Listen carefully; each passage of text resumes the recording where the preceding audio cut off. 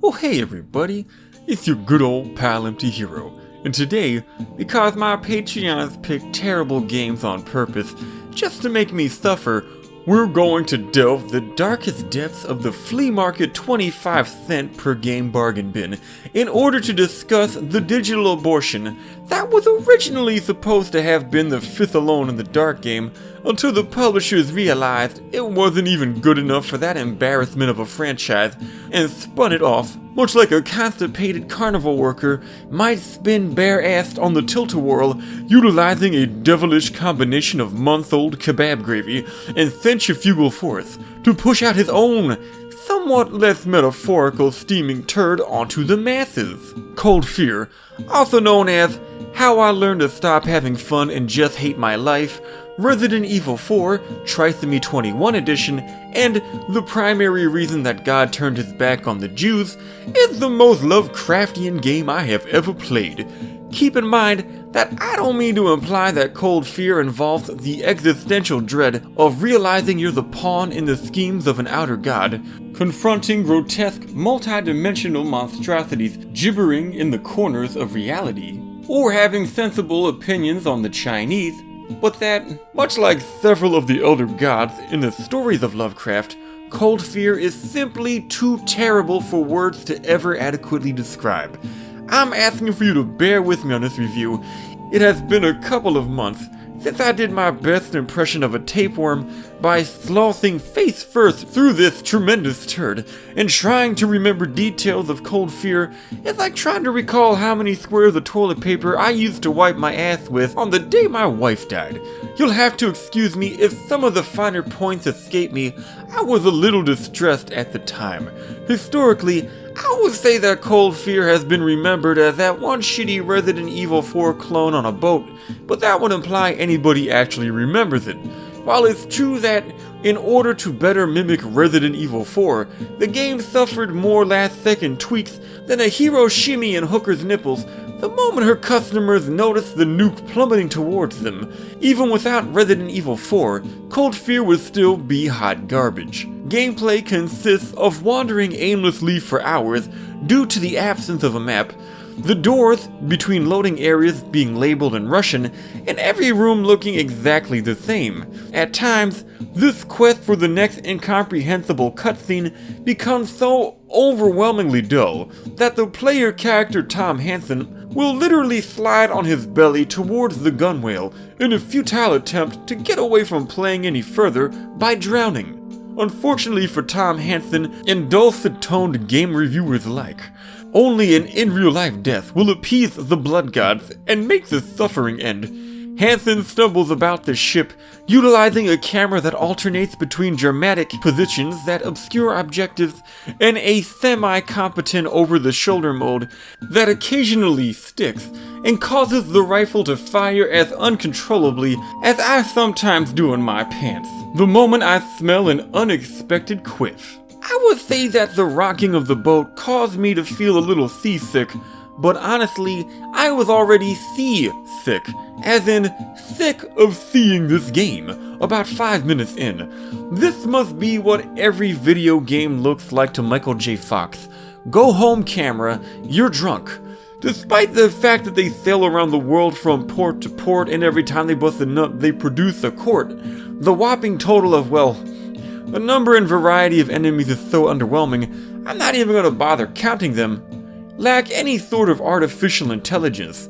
These poorly produced polygonal pinheads either run directly at you while soaking up bullets, or run directly at you while firing a gun that they could just as easily have used to kill you from a distance while also soaking up bullets.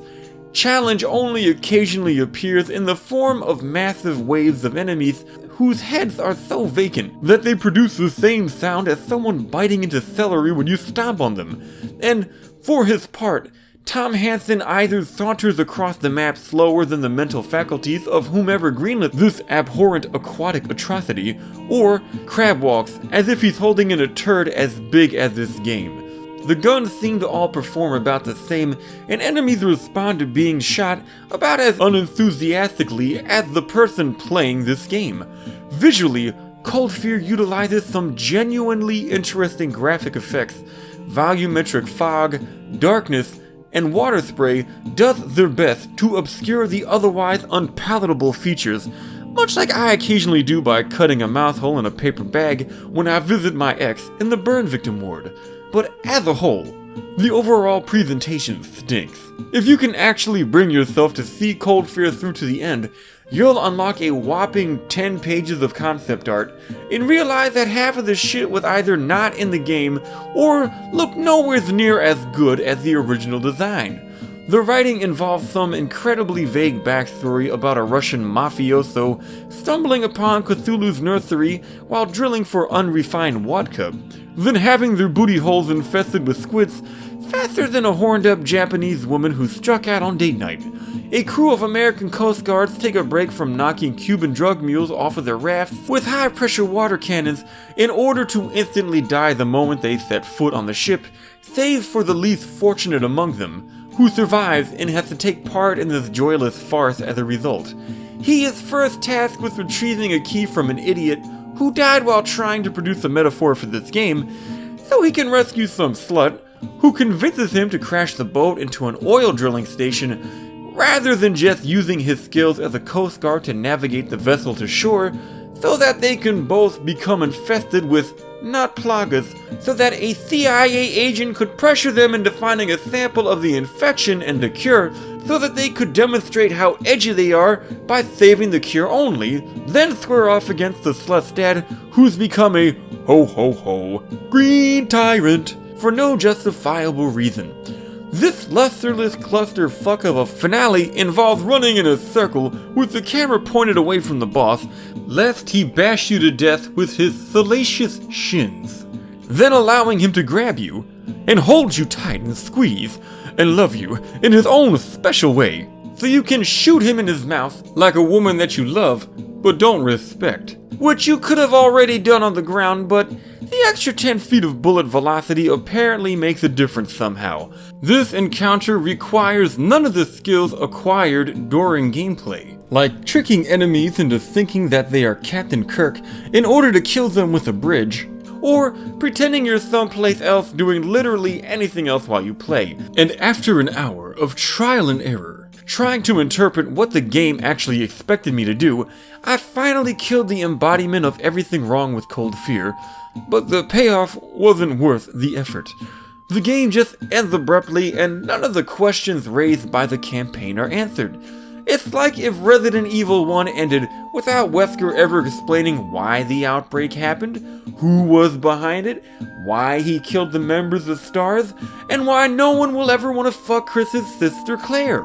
Was some otherworldly force leading the mind-controlling exocells to destroy the Russians? Why did the CIA need Hansen to activate the Derek's radio when they already knew its exact location and could already communicate with Hansen via his wireless headset? And perhaps most unnerving of all, why did Kamsky want his daughter to become a mutant too? Was it so that he could have something to fuck other than an inflated life raft that he painted green and folded in half?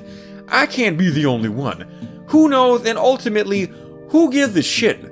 As a rule, I expect my horror games to entertain me by either leaving me legitimately disturbed, presenting a story worth delving into, depositing some big-tittied waifus into the old spank bank, or at the very least, providing serviceable gameplay.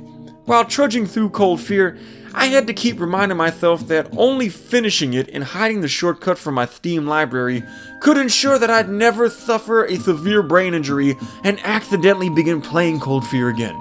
Well, that's it for today's video, and also my ability to sleep soundly at night.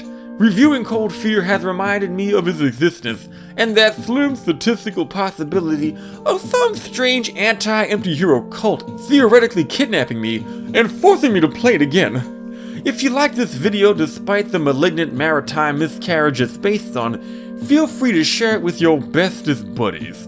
Use the links provided in the description of this video to join my Discord so you can find out when I live stream, or send me photographs of your grandmom eating soup like that one guy did for some reason. Check out one of my original ebooks, paperbacks, and audiobooks for a good laugh.